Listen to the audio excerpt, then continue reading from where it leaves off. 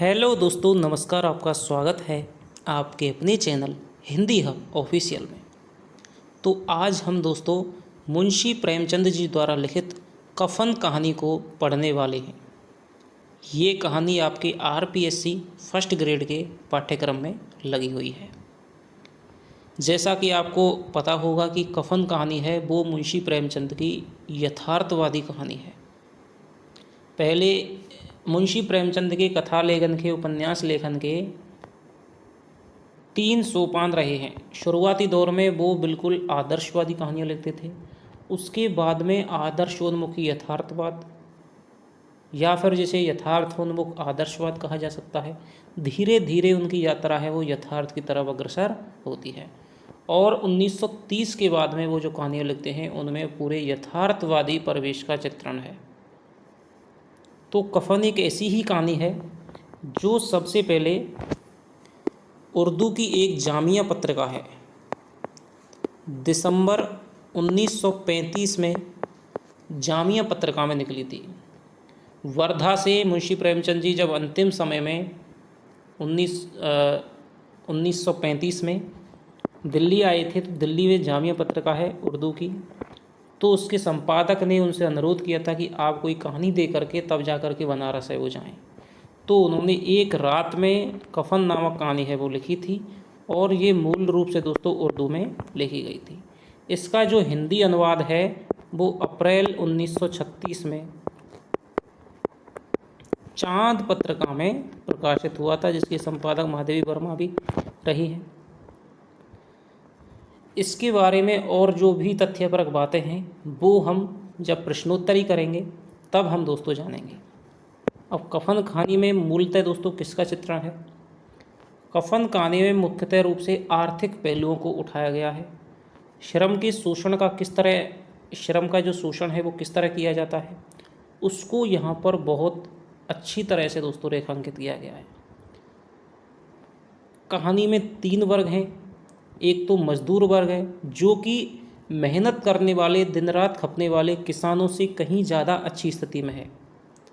एक यहाँ पर किसान वर्ग है जो दिन रात काम करता है लेकिन उस पर कर्ज है वो बराबर बना रहता है, उसे कभी भी सुख शांति चैन नहीं मिल पाती है। और एक है जो किसानों का शोषण करने वाला जमींदार वर्ग है, जिसकी कि प्रेमचंद अपने हर उपन्यास में, हर कहानी में भर्त्सना करते दिखाई देते हैं। तो 3 वर्गों को लेकर के यहाँ पर कहानी आई है। इस कहानी में ब्राह्मणवाद का और उसके जो रीति रिवाज हैं, जो आडंबर हैं, उनका भी दोस्तों अप्रत्यक्ष रूप से विरोध किया गया है। दलित लेखकों ने जिस कहानी की समीक्षा की है तो वो कहते हैं कि यहाँ पर जो प्रेमचंद हैं वो क्या है, दलित पक्ष के विरोधी दिखाई देते हैं। लेकिन यहाँ पर प्रेमचंद दोस्तों दलितों के समर्थन में ही दिखाई दे रहे हैं। इस कहानी में मुख्य रूप से 3 पात्र हैं। घीसू है, माधव है और उसकी बहू है, यानी उसकी पत्नी है बुधिया। तो इसमें बताया गया है कि आदमी आर्थिक इतनी गरीबी में, ऐसी गरीबी हो जाती है, बहुत ज़्यादा गरीबी आदमी को ऐसा संवेदनहीन और जड़ बना देती है कि उसके सामने कोई चाहे सामने मर जाए लेकिन उस पर क्या है, कोई भी फर्क नहीं पड़ता है। तो एक तो श्रम का शोषण है मुख्य रूप से, और आर्थिक स्थितियाँ किस तरह व्यक्ति को संवेदनहीन बना देती हैं उसका मुख्य रूप से चित्रण किया गया है। तो चलिए इसकी समीक्षा पर, इसके क्वेश्चनों पर, किस किस प्रकार के क्वेश्चन आएंगे, इसके और तथ्यों पर हम कहानी पढ़ने के बाद में एक अलग से वीडियो में विचार करेंगे। RPSC first grade UGC net में शामिल रचनाएं दोस्तों लगातार हमारे चैनल पे करवाई जा रही हैं। कविता क्या है, आचार्य शुक्ल का निबंध है, वो भी करवा दिया गया है। इसके अलावा शिरीष के फूल है हजारी प्रसाद द्विवेदी का, वो भी आपका करवाया जा चुका है। आचार्य शुक्ल का इतिहास है, लगातार आपको क्लास मिल रही है। आगे आने वाली वीडियोज़ में आपको शामिल पाठ्यक्रम रचनाएं और जो जो आप कहेंगे वो आपको करवाया जाएगा। तो चलिए शुरुआत करते हैं कहानी की।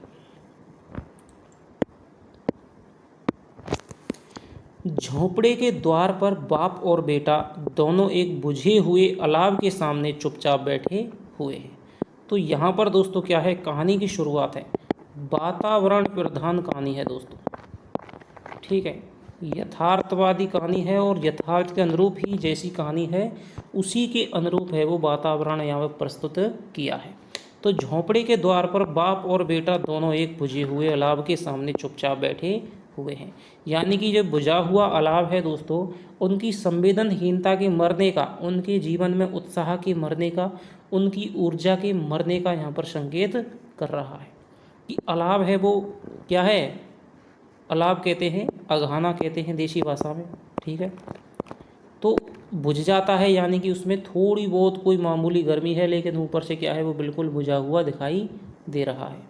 तो यहाँ पर उनकी जो जीवन की सक्रियता है वो भी क्या है, बुझ चुकी है, उनकी ऊर्जा है, उनकी ऊष्मा है, वो भी यहाँ पर बुझ चुकी है।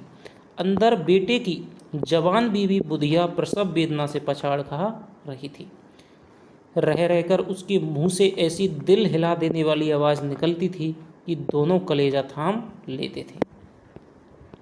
जाड़ों की रात थी, प्रकृति सन्नाटे में डूबी हुई थी। देखिए यहाँ वातावरण का चित्रण कर रहे हैं कि जाड़ों की रात थी, तो ये भी यहाँ से क्वेश्चन बन सकता है कि कौन सी ऋतु में वर्णन किया गया है, तो सर्दियों का। प्रकृति सन्नाटे में डूबी हुई थी, सारा गांव अंधकार में लय हो रहा था।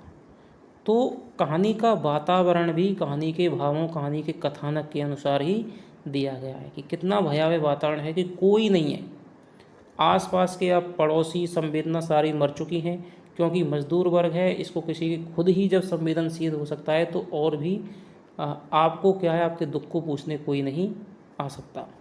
घीसू ने कहा, अब घीसू क्या है, पिता है, मालूम होता है कि बचेगी नहीं, सारा दिन दौड़ते हो गया, जा देख तो आ। यानी कि फालतू की दोस्तों क्या है वो, लगता तो ऐसा है कि ये कितनी चिंता कर रहे हैं, लेकिन वास्तव में वो चिंता नहीं कर रहे हैं। वो सोचते हैं अंदर कि ये मर जाए तो डंडा टूटे, ठीक है, इससे मुक्ति मिल जाएगी। माधव चिढ़कर बोला कि मरना ही है तो जल्दी क्यों नहीं मर जाती, देख करके क्या करूं। तो यहाँ पर माधव की दोस्तों क्या है, बहुत ही संवेदनहीनता यहाँ पर अपनी पत्नी के प्रति सामने आई है कि मरना ही है तो जल्दी क्यों नहीं मर जाती, देख करके मैं क्या करूं। तू बड़ा बेदर्द है बे, साल भर जिसके साथ सुख चैन से रहा उसी के साथ इतनी बेवफाई। तो यहाँ पर एक यहाँ से बन जाता है कि साल भर यानी कि उनकी शादी को कितना है, 1 वर्ष है। 2022 की फर्स्ट ग्रेड में ये क्वेश्चन आ गया था कि माधव की शादी को हुए कितने साल हो गए थे दोस्तों, साल भर, यानी कि 1 साल है वो हो गया था। तो मुझसे तो उसका तड़पना और हाथ पांव पटकना नहीं देखा जाता। ये जो घीसू इसकी क्या है, थोड़ी बहुत चिंता कर रहा है, ये इसकी क्या है, दिखावे की चिंता है। पीछे जो घीसू पात्र है वो थोड़ा सा क्या है, चालाक पात्र है, थोड़ा सा दार्शनिक बातें करता है, अप्रत्यक्ष रूप से बात करता है, जिसको कि क्या है, ऊपर से देखने में अच्छी लगती है, लेकिन भाव उसका वही है जो माधव का है। माधव अभी छोटा है, उसमें इतनी समझ नहीं है, तो वो क्या है, जो मन में भाव आ जाता है उसे बिना किसी लाग लपेट के, बिना कोई पर्दा डाले उसे सीधे सीधे व्यक्त कर देता है। तो दोनों की संवेदनहीनता है, लेकिन दोनों संवेदनहीनता अलग अलग है। एक उसको क्या है, थोड़ा सा चिकनी चुपड़ी बातों में उसको संवेदनशील बना करके प्रकट करता है घीसू, और माधव है उसको जैसी है वैसे ही कह देता है। चमारों का कुनबा था, सारे गांव में बदनाम। घीसू एक दिन काम करता तो 2-3 दिन आराम। तो घीसू की यहाँ पर बताई गई है कि एक दिन काम करता था तो 3 दिन आराम। माधव इतना कामचोर था कि आधे घंटे काम करता तो घंटे भर चिलम पीता, यानी कि थोड़ा नशेपंती भी इसमें दिखाई गई है। इसलिए उन्हें कहीं मजदूरी नहीं मिलती थी। तो मजदूरी क्यों नहीं मिलती थी, क्योंकि घीसू तो एक दिन काम करता, 3 दिन आराम करता। माधव आधे घंटे काम करता, घंटा भर क्या है, चिलम पीने के लिए बैठ जाता। घर में मुट्ठी भर भी अनाज मौजूद हो तो उनके लिए काम करने की कसम थी। जब 2-4 फाके हो जाते तो घीसू पेड़ पर चढ़कर लकड़ियां तोड़ लाता और माधव बाजार से बेच लाता, और जब तक पैसे रहते दोनों इधर उधर मारे मारे फिरते। जब फाके की यानी कि बिल्कुल जब क्या है, कुछ भी खाने को नहीं बचता, नौबत आ जाती तो फिर लकड़ियां तोड़ते या फिर मजदूरी तलाश करते। गांव में काम की कमी ना थी, किसानों का गांव था। तो यहाँ पर क्या है, किसानों का गांव था। मेहनती आदमी के लिए 50 काम थे, मगर इन दोनों को लोग उसी वक्त बुलाते जब दो आदमियों से एक का काम पाकर भी संतोष कर लेने के सिवा और कोई चारा ना हो जाता। तो क्या कह रहे हैं कि यानी दोनों जो घीसू और माधव हैं, दोनों मिलकर के एक आदमी के बराबर है वो काम करते थे। तो जब कोई बहुत ज़्यादा इमरजेंसी आ जाती थी या जब कोई और मज़दूर मिलता नहीं था, बिल्कुल तब जा कर के इनको बुला लेते थे कि दो आदमियों का काम है वो एक से संतुष्ट होने लायक जिसका हृदय होता, जिसमें इतनी सहनशीलता होती, तो वही इनको बुलाता था। अगर दोनों साधु होते तो उन्हें संतोष और धैर्य के लिए संयम और नियम की बिल्कुल ज़रूरत ना रहती। तो ये कथन दे करके आपसे पूछा जाता है कि किस कहानी से लिया गया है। तो यदि दोनों साधु होते तो उन्हें संतोष और धैर्य के लिए संयम और नियम की बिल्कुल ज़रूरत ना रहती, क्योंकि संतोष तो क्या है उनमें पहले से ही था कि जब बिल्कुल कुछ भी नहीं बचता था घर में तब वो काम करने निकलते थे, घर में कुछ भी होता तो बिल्कुल काम करने के लिए नहीं करते, यानी कि थोड़े से में क्या है संतोष कर लेते थे। और धैर्य भी उनमें अपार था। कोई कितना भी उनमें क्या है, कितना भी बदनाम करे, कितना भी कोई घुड़की दे, कितना भी कोई मारे पीटे, कितना भी कोई गाली दे, तो भी उसमें क्या है सहनशीलता थी, धैर्य था। यह तो इनकी प्रकृति थी। विचित्र जीवन था इनका। घर में मिट्टी के 2-4 बर्तन के सिवाय कोई संपत्ति नहीं थी। फटे चीथड़ों में अपनी नग्नता को ढांके हुए जिए जाते थे। संसार की चिंताओं से मुक्त, कर्ज से लदे हुए, गालियां भी खाते, मार भी खाते, मगर कोई गम नहीं। दीन इतने की वसूली की बिल्कुल आशा ना रहने पर भी लोग उन्हें कुछ ना कुछ कर्ज दे देते थे। लोग क्यों कर्ज देते थे? क्योंकि अपनी दीनता है गिड़गिड़ा करके इतनी प्रकट करते थे कि क्या है कि भाई ये देने से तो रहे, फिर भी इन पर दया करके कुछ ना कुछ क्या है दे देते थे। मटर आलू की फसल में दूसरों के खेतों से मटर या आलू उखाड़ लाते और भून बांध कर खा लेते, या 10-5 ऊख उखाड़ लाते और रात को चूसते। घीसू ने इसी आकाश वृत्ति से, यानी कि घीसू ने इसी आकाश वृत्ति से 60 साल की उम्र काट दी। तो घीसू की यहाँ पर उम्र आ गई दोस्तों कितनी, 60 साल। माधव भी सपूत बेटे की तरह बाप के ही पद चिन्हों पर चल रहा था, बल्कि उसका नाम और भी उजागर कर रहा था। इस वक्त भी दोनों अलाव के सामने बैठकर आलू भून रहे थे, जो कि किसी के खेत से खोद लाए थे। घीसू की स्त्री का तो बहुत दिन हुए देहांत हो गया। बहुत दिन हुए यानी कि माधव की जो मैया है वो बहुत दिन पहले मर चुकी थी, लेकिन कब मरी कितनी मरी अभी तक कोई बता नहीं है। माधव का ब्याह है पिछले साल हुआ था। तो यहाँ पर 2 बार है दोस्तों, यहाँ पर क्या है 2 बार ये पर बताई है कि साल भर जिसके साथ रहा उससे ही इतनी बेवफाई, और माधव का ब्याह है पिछले साल हुआ, यानी कि माधव की शादी को 1 साल हो चुका है। जब से यह औरत आई थी उसने इस खानदान में व्यवस्था की नींव डाली थी। तो यहाँ पर दोस्तों क्या है कि औरत के होने से ही घर घर होता है, ठीक है, स्त्रियाँ ही घर को स्वर्ग बनाती है। तो उस आदर्शवाद की यहाँ पर थोड़ी सी यहाँ पर क्या है झलक दिखलाई देती है कि उसने इस खानदान में व्यवस्था की नींव डाली थी। पिसाई करके या घास छील कर वह शेर व आटे का इंतजाम कर लेती थी और इन दोनों बेगैरतों का दोजख भरती रहती थी। जब से वह आई यह दोनों और भी आलसी और आराम तलब हो गए थे, बल्कि कुछ अकड़ने भी लगे थे। कोई काम करने को बुलाता तो निर्व्याज भाव से दोगुनी मजदूरी मांगते। वही औरत आज प्रसव वेदना से मर रही थी और वह दोनों शायद इसी इंतजार में थे कि वह मर जाए तो आराम से सोए। तो यहाँ पर क्या है लेखक बता रहा है बिल्कुल स्पष्ट शब्दों में कि जो इनकी संवेदनहीनता है वो बिल्कुल मर चुकी है। उन्हें केवल अपनी भूख की पड़ी है। बहू या फिर पत्नी है वो कितनी भी प्रसव वेदना से दिल दहलाने वाली हो उसकी भूखें हैं वो उठ रही हैं, लेकिन फिर भी दोनों पर क्या है कान पर जूं नहीं रेंग रही है और बखान इतना कर रहे हैं कि आज तो हमारा दिन है क्या है भागे भागे हो गया और इसका कुछ भी हो नहीं रहा है। घीसू ने आलू निकाल कर छीलते हुए कहा, जाकर देख तो। अब ये क्यों नहीं देख पा रहे हैं उसकी टुच्ची सी बात है, वो लेखक क्या है यहाँ पर बताएगा कि संवेदनहीनता इनकी किस लिए इतनी ज़्यादा है वो दिखाई दे रही है कि जाकर देख तो आ क्या दशा है उसकी।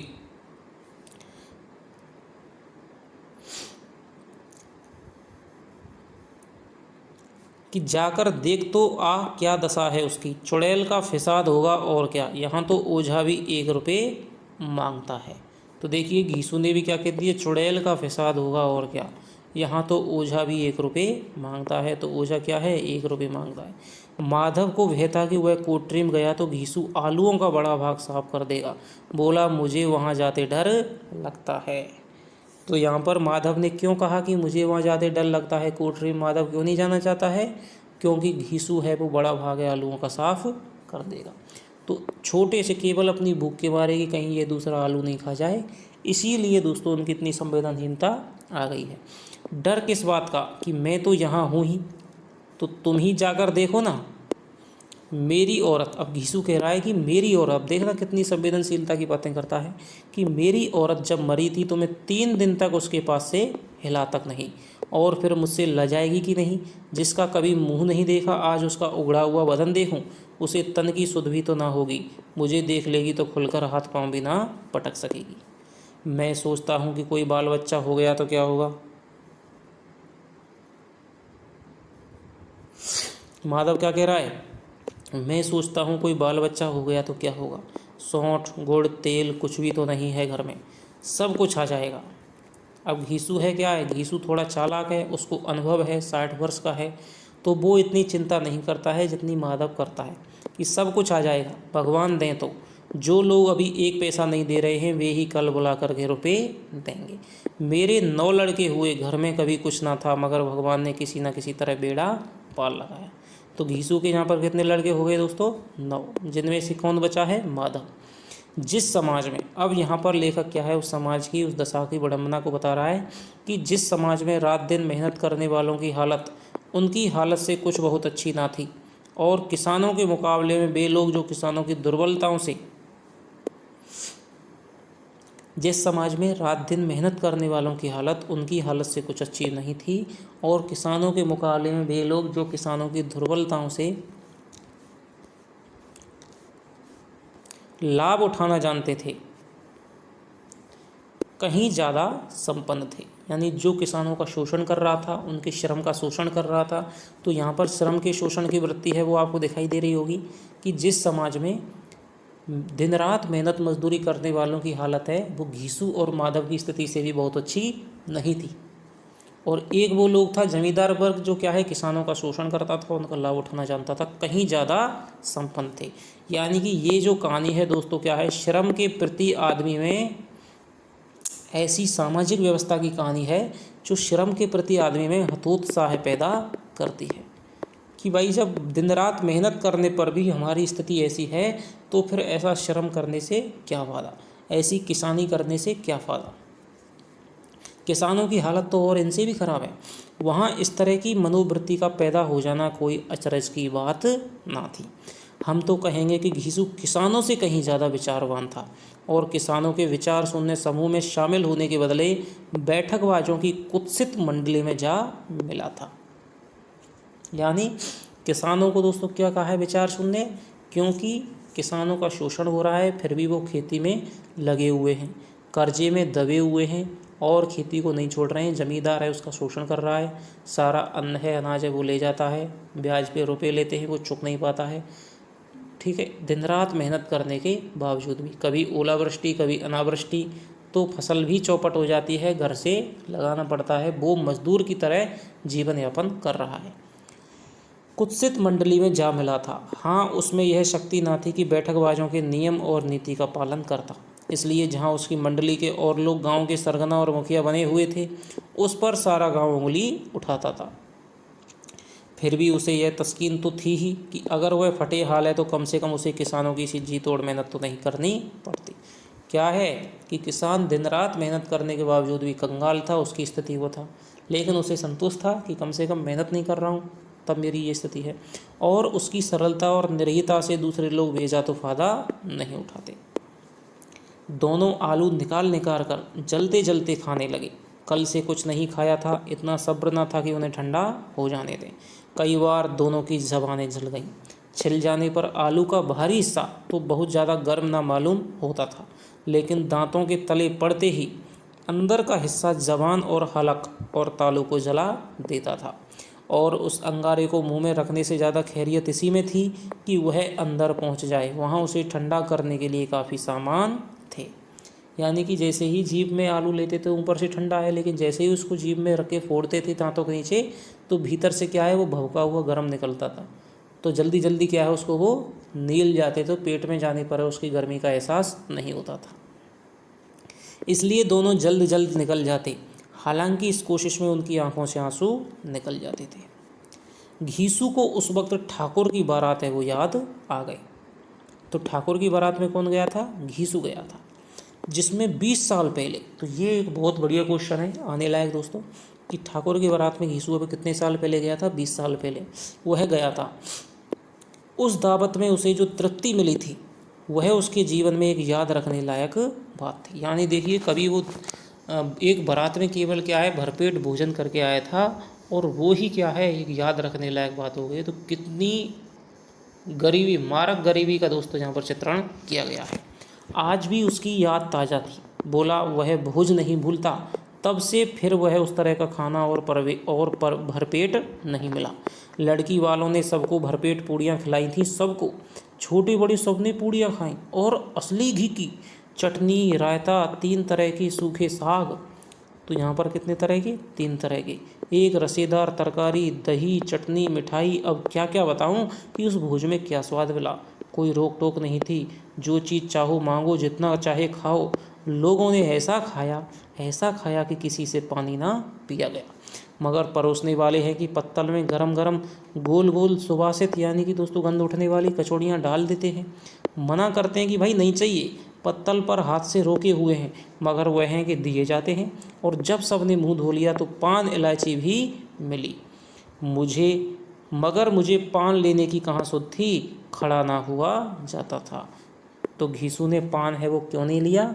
क्योंकि उससे क्या है पूरी खा करके, दावत खा करके उसे क्या है खड़ा ही नहीं हुआ जा रहा। चटपट जाकर अपने कंबल पर लेट गया। ऐसा दिल दरियाफ्त था वह ठाकुर।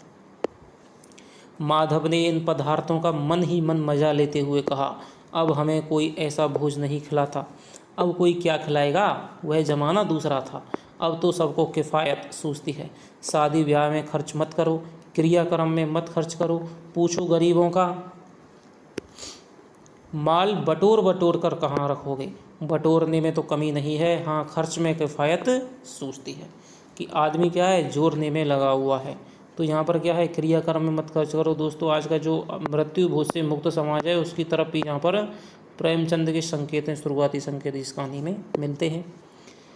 तुमने एक 20 पूड़ियाँ खाई होंगी। तो माधव क्या कह रहा है कि भाई तुमने, तो वो कल्पना कर रहा है, क्योंकि वो केवल सोच सकता है, उसने अभी तक ऐसी दावत नहीं खाई है। तो वो कल्पना कर रहा है कि तुमने लगभग 20 पूड़ी खाई होंगी। 20 से ज़्यादा खाई थी, मैं 50 खा जाता। बच्चों की सी बातें करते हैं ना, मतलब कि मैं ऐसा कर देता मैं, तो 50 से कम मैंने भी ना खाई होंगी। अच्छा पट्टा था तू, तो मेरा आधा भी नहीं है। आलू खाकर दोनों ने पानी पिया और वहीं अलाव के सामने अपनी धोतियाँ ओढ़कर पाँव पेट में डालकर उकड़ू उकड़ू रह करके सो रहे, जब 2 बड़े बड़े अजगर जैसे गेंडुलियाँ मार रहे हो और बुधिया अभी तक कराह रही थी।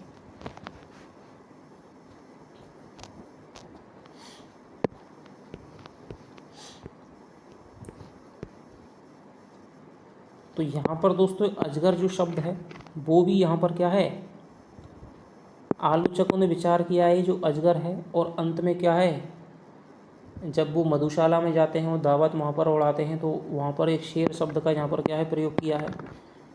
तो ये भी क्या है, अजगर जैसे किसी चीज़ को निगल जाता है, तो यहाँ पर क्या है ये आलूओं को निगल गई सीधे सीधे तौर में, तो ये है।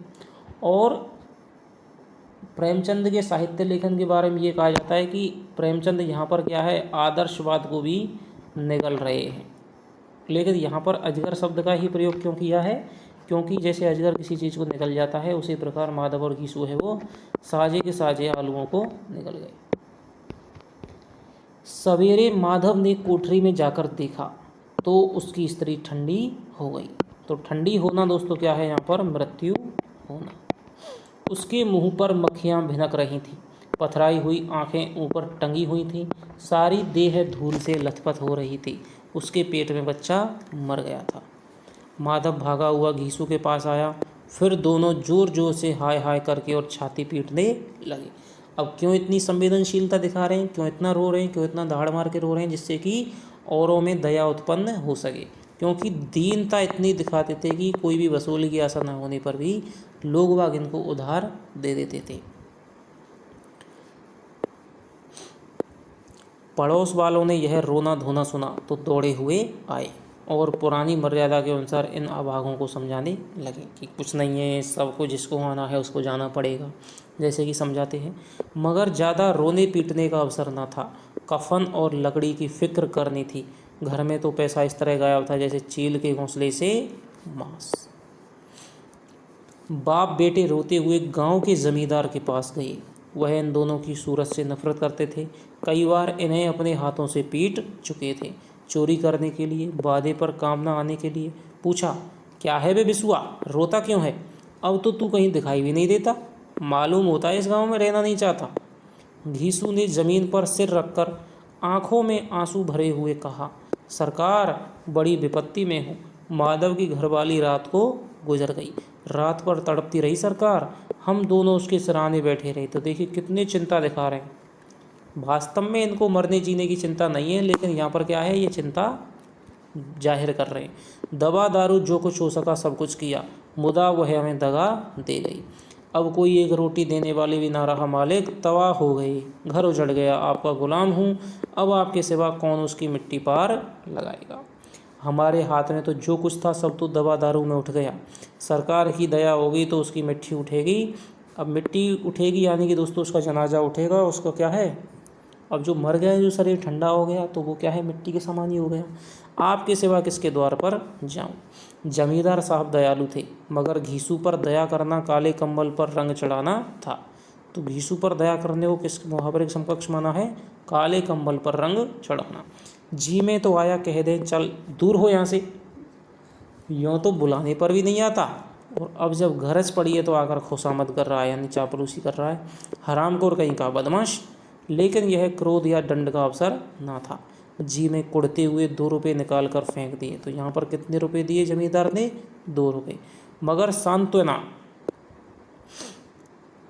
सांत्वना का एक शब्द भी मुंह से ना निकाला। तो इनकी सूरत से ही क्या है, जमींदार को चिढ़ थी, इसलिए सांत्वना नहीं निकाल पाई, क्योंकि उन्हें पता था ये हर बार क्या है इसी तरह से गिड़गिड़ाते हैं, लेकिन ये इतने वास्तव में ये दया के लायक नहीं है। उसकी तरफ ताका तक नहीं, जैसे सिर का बोझ उतारा हो। तो मौका परिस्थिति को देख करके उन्होंने 2 रुपये दे दिए। जब जमींदार साहब ने 2 रुपये दिए तो गांव के बनिए महाजनों को इनकार का साहस कहते होता। घीसू जमींदार के नाम का ढिंढोरा भी पीटना जानता था। किसी ने 2 आने दिए, किसी ने 4 आने। एक घंटे में घीसू के पास 5 रुपये की अच्छी रकम जमा हो गई। तो कितने घंटे में, 1 घंटे में कितने रुपए की, 5 रुपये की, जिसमें से 2 रुपये जमींदार के हैं। कहीं से नाच मिल गया, कहीं से लकड़ी। दोपहर को घीसू और माधव बाजार से कफन लेने चले।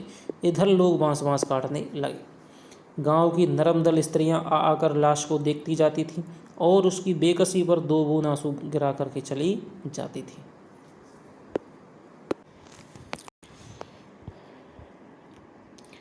अब तीसरा पार्ट है इसका। बाजार में पहुंचकर घीसू बोला, लकड़ी तो उसे जलाने भर को मिल गई है। क्यों माधव, कि लकड़ी तो मिल ही गई, ठीक है, बांस बांस लोग बाग काट ही रहे हैं। माधव बोला, हाँ लकड़ी तो बहुत है, अब कफन चाहिए, तो चलो कोई हल्का सा कफन ले लें। हाँ और क्या, लाश उठते उठते रात हो जाएगी, रात को कफन कौन देखता है। तो ये कौन कह रहा है, माधव कह रहा है। कैसा बुरा रिवाज है। तो घीसू क्या कह रहा है, देखिए घीसू की बातें हैं वो एक क्या है, दार्शनिक की तरह बातें हैं, ज्ञान की सी बातें करता है कि कैसा बुरा रिवाज है जिससे जीते जी तन ढकने को चीथड़ा भी ना मिला तो उसे मरने पर नया कफन चाहिए। तो दोस्तों उस व्यवस्था की तरफ भी संकेत कर रहे हैं, जैसे आपका क्या है, मृत्यु भोज करते हैं लोग वाग, कि जीते जी तो क्या है, पानी की भी नहीं पूछते, जीते जी तो क्या है, कपड़े भी नहीं हो, मरने पर क्या है, कफन मिल रहा है, ठीक है। तो यहाँ पर क्या है, ब्राह्मणवादी जो व्यवस्था है, ठीक है, उस पर भी यहाँ पर चोट करते हुए दिखाई दे रहे हैं कि क्या है, अंधे रीति रिवाज है वो चले आ रहे हैं, तो उन पर भी यहाँ पर क्या है, इस कहानी में अप्रत्यक्ष रूप से ये रीति रिवाज हैं वो आपके आए हुए दिखाई दे रहे हैं। कैसा बुरा रिवाज है कि जीते जी तन ढकने को चीथड़ा भी ना मिला, उसे मरने पर नया कफन चाहिए। कफन लाश के साथ जल ही तो जाता है। तो कौन कहता है? इसको कहते हैं माधव कहता है। कफन का क्या मतलब है? लाश के साथ जल ही तो जाता है, और क्या रखा रहता है? यही 5 रुपये पहले मिलते तो कुछ दवा दारू कर लेते। दोनों एक दूसरे के मन की बात ताड़ रहे थे। बाजार में इधर उधर घूमते रहे, कभी इस बजाज की दुकान पर गए, कभी उसकी दुकान पर। तरह तरह के कपड़े रेशमी और सूती देखे, मगर कुछ जचा नहीं। कई बार हम जैसे दुकान पे जाते हैं, लेकिन हमारी क्या है दोस्तों, मन में क्या है, मनसा लेने की नहीं होती है। तो क्या है, कोई अच्छा दिखा दे, छोटा दिखा दे तो वो कम की वजह से सस्ता है या फिर बुरा है, जो समझ में नहीं आता है। अच्छा दिखा दे तो उसकी हमें लगता है कि ज़्यादा पैसे ले रहा है। तो कई बार हमें क्या है, कुछ भी चीज़ समझ में नहीं आती है। वास्तविक क्या होता है कि हमें चीज़ की ज़रूरत ही नहीं है, हमें लेनी नहीं है। यहाँ तक कि शाम हो गई, तब दोनों ना जाने किस दैवी प्रेरणा से, तो किससे, यानी कि दोस्तों अपने अंतर मन में उनके क्या है, एक दूसरे की बात ताड़ रहे हैं। अंतर मन में उनके सबकॉन्शियस में क्या है, कोई चीज़ चल रही है। ठीक है, दावत की बात है जिसको वो भूल नहीं पा रहे हैं, तो कोई चीज़ चल रही है। तो दैवी प्रेरणा यहाँ पर लेखक ने शब्द है वो यूज किया है कि किसी दैवी प्रेरणा से एक मधुशाला के सामने जा पहुँचे। तो मधुशाला यानी कि दोस्तों ठेका के सामने जा पहुँचे। और 1935 में कहानी लिख रहे हैं, उसी समय क्या है, बच्चन की मधुशाला भी निकली थी। तो ये जो शब्द है दोस्तों, ऐसा लगता है कि बच्चन के मधुशाला की भी याद दिला रहा है कि उसको देखते ही प्रेमचंद ने वो मधुशाला शब्द है यूज किया है। कि सामने आ पहुँचे और जैसे किसी पूर्व निश्चित व्यवस्था से अंदर चले गए। हालांकि ये शराब है, इनको मिलती नहीं थी शराब, ये बिल्कुल भी पीने वाले नहीं थे। लेकिन इसीलिए यदि ये रोज़ के पियक्कड़ होते तो क्या है, अपनी आदत के अनुसार जाते। यहाँ पर दैवी प्रेरणा के वशीभूत होकर गए हैं। वहाँ ज़रा देर तक दोनों असमंजस में खड़े रहे कि भाई क्या करना है क्या नहीं करना है। फिर घीसू ने गद्दी के सामने जाकर कहा, साहू जी एक बोतल हमें भी देना। तो घीसू को थोड़ा सा अनुभव है, उसने एक आध बार कभी पी पाई होगी। इसके बाद कुछ चिखोना आया, यानी कि जैसे चखना कहते हैं। तली हुई मछलियाँ आईं और दोनों बरामदे में बैठकर शांतिपूर्वक पीने लगे। कई कुंजियाँ ताबड़तोड़ पीने के बाद दोनों शरूर में आ गए, यानी कि नशे में आ गए। घीसू बोला, कफन लगाने से क्या मिलता है, आखिर जल ही तो जाता है, कुछ बहू के साथ तो ना जाता। यानी कि एक तो पहले ही दार्शनिक बातें करता था, अब घीसू पीने के बाद में तो और ज़्यादा दार्शनिक हो जाएगा। देखना, कफन लगाने से क्या मिलता है, आखिर जल ही तो जाता है, कुछ बहू के साथ तो ना जाता। माधव आसमान की तरफ देखकर बोला, मानो देवताओं को अपनी निष्पापता का साक्षी बना रहा हो। दुनिया का दस्तूर है, नहीं लोग बामनों को भी हजारों रुपए क्यों दे देते हैं। कौन देखता है परलोक में मिलता है या नहीं। माधव आसमान की तरफ देखकर बोला, मानो देवताओं को अपनी निष्पापता का साक्षी बना रहा हो कि दुनिया का दस्तूर है। ये कथन आपसे पूछ सकता है कि दुनिया का दस्तूर है, नहीं तो लोग बामनों को भी हजारों रुपए क्यों दे देते हैं। कौन देखता है कि परलोक में मिलता भी नहीं। तो यहाँ पर दोस्तों फिर प्रेमचंद है वो ब्राह्मणवाद पर उंगली उठाते हुए दिखाई दे रहे हैं कि जो रिवाज बना दिया गया है कि भाई आप पाप करेंगे तो आपको नरक मिलेगा, पुण्य करेंगे तो नरक मिलेगा। इसी चक्कर में क्या है, बावन कहते हैं ब्राह्मण को, तो क्या है, रुपये ऐंठ ले जाते हैं, ये पूजा पाठ हो उस पूजा पाठ हो। तो उस पर भी यहाँ पर उंगली उठाते हुए दिखाई दे रहे हैं कि कौन देख रहा है कि भाई मरने के बाद में स्वर्ग मिलता है या नरक मिलता है, और वो क्या है, रुपये हम दे देते हैं। अच्छा, बड़े आदमियों के पास धन है फूंके, हमारे पास फूंकने को क्या है। तो घीसू कहता है, लेकिन लोगों को जवाब क्या दोगे, लोग पूछेंगे नहीं कि कफन कहाँ है। माधव कह रहा है। घीसू हंसा, अबे कह देंगे कि रुपए कमर से खिसक गए, बहुत ढूंढा मिले नहीं। लोगों को विश्वास तो ना होगा, लेकिन फिर वही रुपए देंगे। देखिए कितना तगड़ा विश्वास है इसको कि फिर वही रुपए देंगे। माधव भी हंसा इस अनपेक्षित सौभाग्य पर, बोला, बड़ी अच्छी थी बेचारी, मरी भी तो खूब खिला पिलाकर। यानी कि अब उन्हें क्या है, थोड़ी सी शांति मिल रही है कि बढ़िया कितनी अच्छी थी। और वही उस समय क्या कह रहे थे कि मर क्यों नहीं जाती, जिससे कि इससे क्या है, टंटा टूटे। आधी बोतल से ज़्यादा है वो उड़ गई। घीसू ने 2 सेर पूरियाँ मंगाई। तो यहाँ पर ये क्वेश्चन बनता है, कितनी सेर, 2 सेर। चटनी अचार कलेजियाँ, शराब खाने का वही चटनी अचार कलेजियाँ वही आ रही है दोस्तों, ठाकुर की दावत की तरह। शराब खाने के सामने ही दुकान थी। माधव लपक कर 2 पत्तलों में सारे सामान ले आया। पूरा 1.5 रुपया खर्च हो गया, सिर्फ थोड़े से पैसे बच रहे। दोनों इस वक्त शान से बैठे हुए पूरियां खा रहे थे। जैसे जंगल में कोई शेर है वो अपना शिकार उड़ा रहा।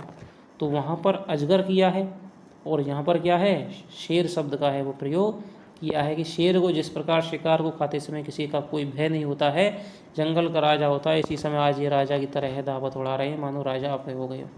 ना जवाबदेही का खौफ था, देखिए क्यों शेर शब्द का प्रयोग, ना तो जवाबदेही का खौफ था, ना बदनामी की फिक्र। इन भावनाओं को उन्होंने बहुत पहले ही जीत लिया था।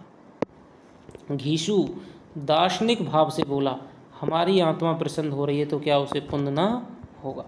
तो घीतू की आत्मा है वो क्यों प्रसन्न हो रही है कि घीसू के अनुसार क्या है, क्या उसे पुण्य ना होगा।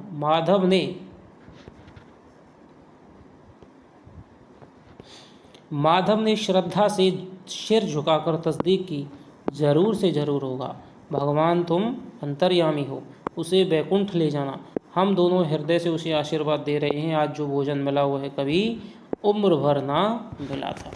तो घीसू के अनुसार उनकी आत्मा है क्यों प्रसन्न हो रही है, क्योंकि माधव ने कहा है कि हृदय से आशीर्वाद दे रहे हैं, आज जो भोजन मिला है वह कभी ना उम्र भर ना मिला था। एक क्षण के बाद माधव के मन में एक शंका जागी, बोले क्यों दादा, हम लोग भी तो एक ना एक दिन जाएंगे ना वहाँ ही। घीसू ने इस भोले वाले सवाल का कुछ उत्तर ना दिया। वह परलोक की बातें सोचकर इस आनंद में बाधा ना डालना चाहता था। जो वहाँ हम लोगों से पूछे कि तुमने हमें कफन क्यों नहीं दिया तो क्या कहोगे, कहेंगे तुम्हारा सिर, पूछेगी तो जरूर, तू कैसे जानता है कि उसे कफन ना मिलेगा, तू मुझे ऐसा गधा समझता है। क्या कह रहा है, माधव कह रहा है कि जो वहाँ हम लोगों से पूछेगी तुमने हमें कफन क्यों नहीं दिया तो क्या कहोगे, कहेंगे तुम्हारा सिर, पूछेगी तो जरूर, तू कैसे जानता है कि उसे कफन ना मिलेगा, तू मुझे ऐसा गधा समझता है कि 60 साल के दुनिया की घास खोदता रहा हूँ, उसको कफन मिलेगा और इससे भी बहुत अच्छा मिलेगा। माधव को विश्वास ना आया, बोला कौन देगा, रुपए तो तुमने चट कर दिए, वह तो मुझसे पूछेगी, उसकी मांग में तो सेंदूर मैंने डाला था। घीसू गर्म होकर बोला, मैं कहता हूँ उसे कफन मिलेगा, तू मानता क्यों नहीं, कौन देगा बताते क्यों नहीं, वही लोग देंगे जिन्होंने कि अब की दिया है, हाँ अब की रुपए हमारे हाथ में नहीं आएंगे। ज्यों ज्यों अंधेरा बढ़ता था सितारों की चमक तेज होती थी, मधुशाला की रौनक भी बढ़ती जाती थी। कोई गाता था, कोई ढींग मारता था, कोई अपने संगी के गले लिपटा जाता था, कोई अपने दोस्त के मुंह में कुल्हड़ लगाए देता था। वहाँ के वातावरण में शरूर था, हवा में नशा, कितने तो यहाँ आकर एक चुल्लू में मस्त हो जाते थे। शराब से ज़्यादा यहाँ की हवा उन पर नशा करती थी। तो ये भी आ सकता है, जीवन की बाधाएं यहाँ खींच लाती थीं और कुछ देर के लिए ये भूल जाते थे कि वे जीते हैं या मरते हैं, या ना जीते हैं ना मरते हैं। तो ये पंक्ति दे करके पूछा जा सकता है कि किस कहानी से वर्णित है, किसका वर्णन। चलिए तो आगे चलते हैं। और यह दोनों बाप बेटे अब भी मज़े ले लेकर चुस्कियाँ ले रहे थे, सबकी निगाहें इनकी ओर जमी हुई थीं। दोनों कितने भाग्य के बली हैं, पूरी बोतल बीच में है। तो लोग बाग क्यों सोच रहे हैं भाग्य के बली, क्योंकि पूरी बोतल इनके दोनों के बीच में रखी हुई है पीने के लिए। भरपेट खाकर माधव ने बची हुई पूड़ियों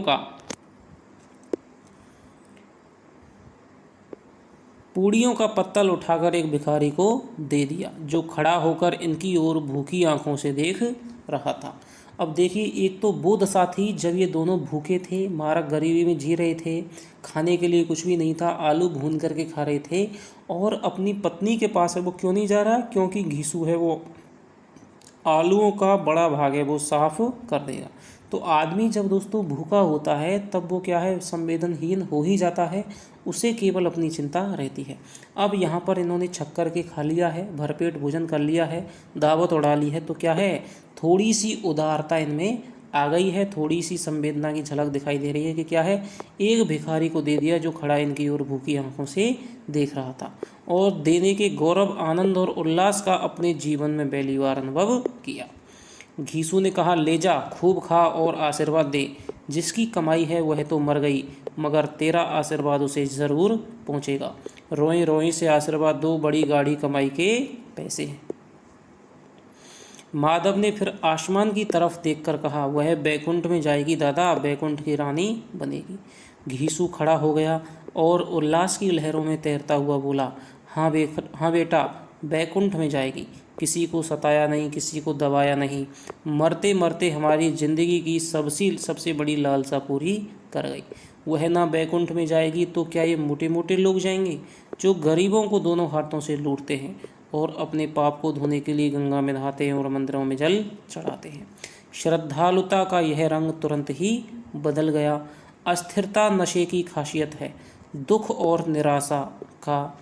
अस्थिरता किसी की है, नशे की। कि नशे वाला आदमी है वो एक तरफ तो क्या है, एक प्रकार की बात कहता है और दूसरे ही क्षण उसकी विपरीत बात है वो करने लग जाता है। दुख और निराशा का दौर है वो शुरू हो गया। माधव बोला, मगर दादा, बेचारी ने जिंदगी में बड़ा दुख भोगा, कितना दुख झेलकर मरी। वह आंखों पर हाथ रखकर रोने लगा, चीखें मार मार कर। अब बताइए यहाँ पर कितनी चिंता है वो दिखा रहे हैं। घीसू ने समझाया, क्यों रोता है बेटा, खुश हो जा कि वह माया जाल से मुक्त हो गई, जंजाल से छूट गई। बड़ी भाग्यवान थी जो इतनी जल्द माया मोह के बंधन तोड़ दिए। और दोनों खड़े होकर गाने लगे, ठगनी क्यों नैना झमकावे ठगनी। पियक्कड़ों की आंखें इनकी ओर लगी हुई थीं और यह दोनों अपने दिल में मस्त गाए जाते थे। फिर दोनों नाचने लगे, उछले भी, कूदे भी, गिरे भी, मटके भी, भाव भी बताए, अभिनय भी किए और आखिर नशे में बदमस्त होकर के वहीं गिर पड़े। तो देखिए दोस्तों, इस प्रकार की ये आपकी कहानी है कफन।